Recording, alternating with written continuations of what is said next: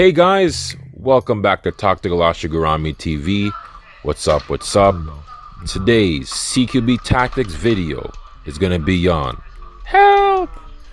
We're pinned down. What do you do? And how do we go about playing our lives in this situation?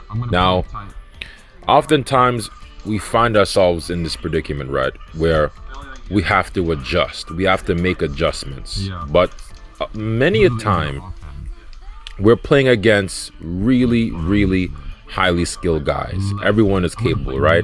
Everybody wants to try to win. Everybody has a will to win, and sometimes having the will to win doesn't necessarily get the job done.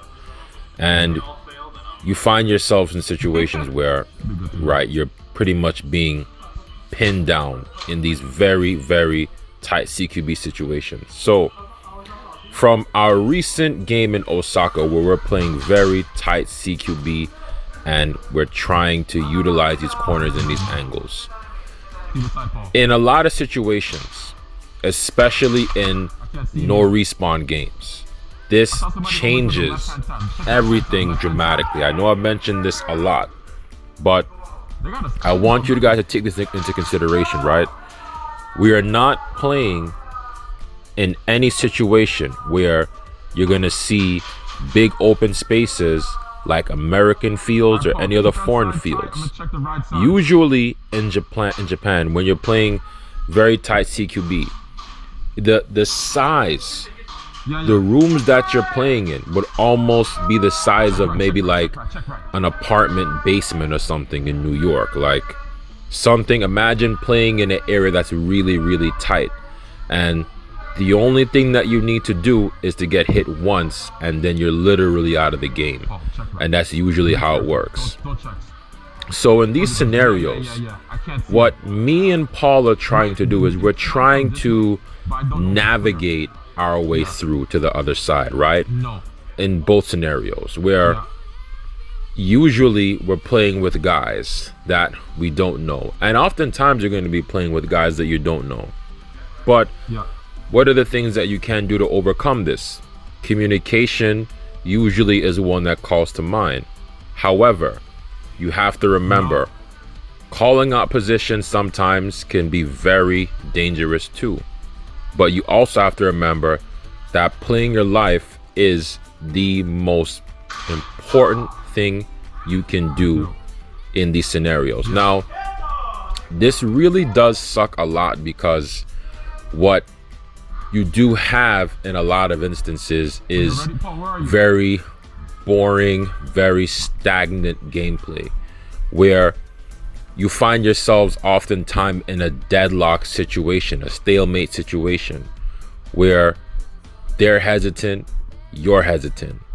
And a lot of times hesitation leads to failure. It is what it is. Single elimination, sabage, or airsoft is one of the most difficult, most cutthroat type of game modes you can pretty much play in.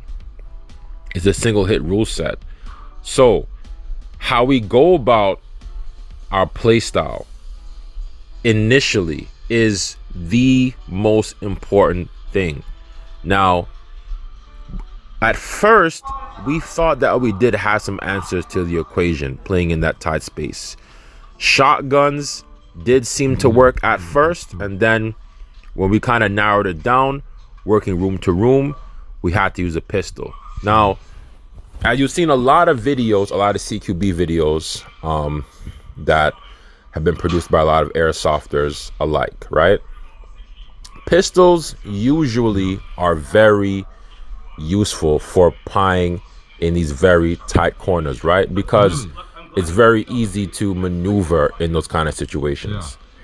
Because of the space dilemma, right, and the area of engagement, you don't really need a lot of range on your weapon. So you'll find that pistols are just going to be a little bit more effective in this sense.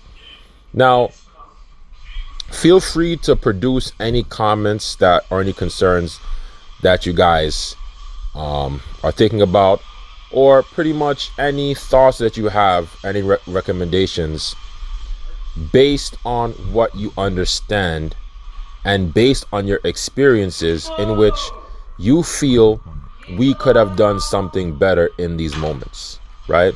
So this is where we introduce a lot of that open forum that we oftentimes talk about in a lot of videos, where we kind of want people more to give their thoughts and opinions on this particular type of game style. Now, I'm going to be very honest with you. A lot of the times, it seems initially you have this feeling that you're going to do well. I really thought that we were going to have an amazing game and we were going to get a lot of kills. A lot of the times it just doesn't work that way. It's just too cutthroat. So going back in and playing really tight CQB after almost 2 years was probably one of the biggest rude awakenings I've ever had in Airsoft in a very long time. And it's kind of one of those things where it will turn you off initially because of just how stagnant and how difficult it is and how it may seem. But all in all, you have to remember the most important thing in these type of modes is to survive. It's in the name, survival game. The longer you can survive, the more chances you have at success. Sometimes it's just how it works, regardless of playstyle. You have to play a patient game, and it sucks. It really does. So, guys, we're going to be coming at you live with some more gameplay coming up really soon.